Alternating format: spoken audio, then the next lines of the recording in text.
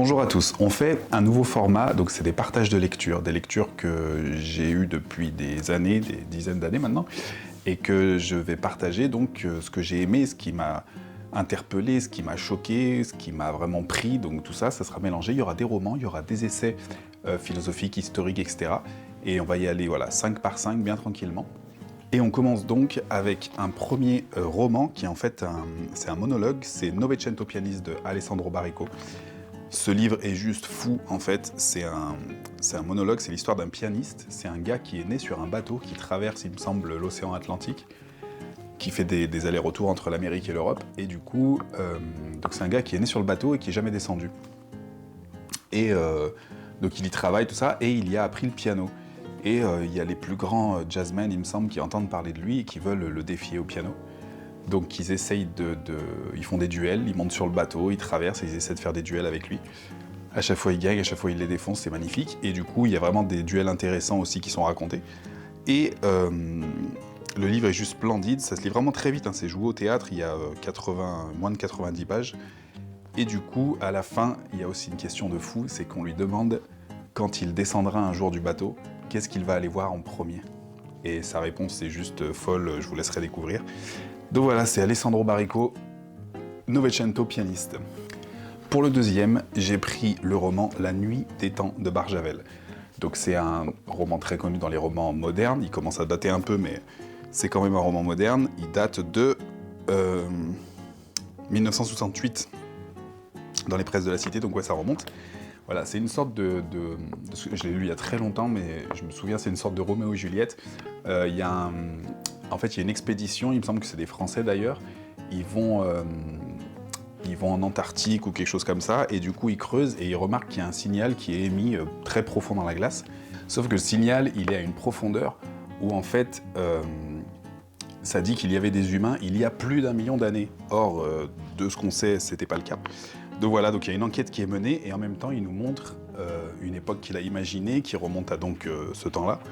Et il y a une sorte de Roméo et Juliette, tout ça, il y a des gros rebondissements et tout, j'ai vraiment adoré ce livre.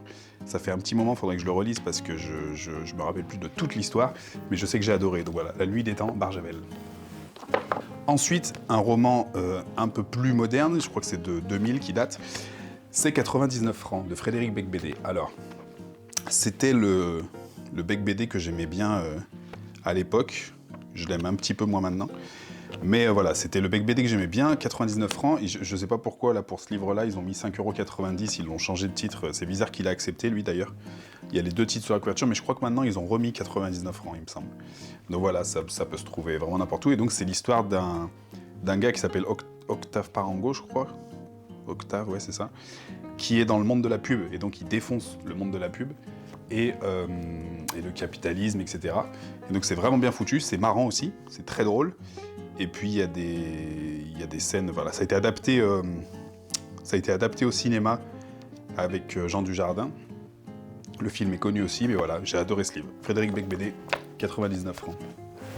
Ensuite, en quatrième, c'est un roman de Tonino Benacquista, Malavita. Donc magnifique aussi, c'est l'histoire c'est une famille mafieuse américaine qui, je crois, ils sont retirés du milieu et en fait, ils ont besoin de se cacher. Ils veulent avoir une vie normale, donc ils viennent dans un village de la France. Et voilà. Et il y a le père qui tombe sur une machine à écrire dans la maison qu'on leur a prêtée ou qu'ils ont achetée, ou je sais pas. Et du coup, il se dit, tiens, je vais raconter mes histoires, et il raconte ses histoires de mafieux, quoi. Et du coup, voilà, super bien, ça a été adapté aussi. C'est Luc Besson qui a fait le film avec Robert De Niro, Michel Pfeiffer. Le film était bien aussi, mais le livre était vraiment classe. Donc voilà. Et il y a la suite aussi qui s'appelle Malavita encore. Et Malavita, c'est le nom du chien nom du chien de la famille dans le film, dans le livre. Donc voilà, Malavita, Tonino Benacquista.